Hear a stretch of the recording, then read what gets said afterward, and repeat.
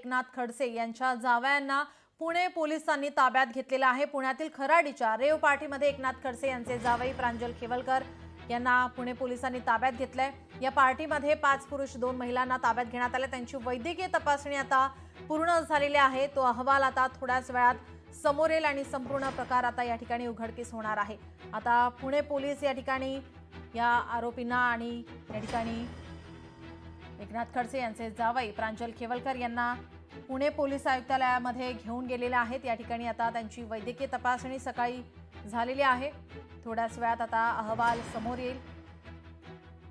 मध्यरात्रीची पुणे पोलिसांची ही कारवाई।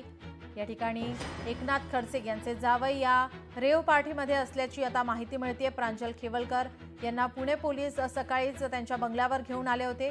संपूर्ण या ठिकाणी चौकशी करण्यात आली। त्यांच्या बंगल्यावर छापा टाकण्यात आला।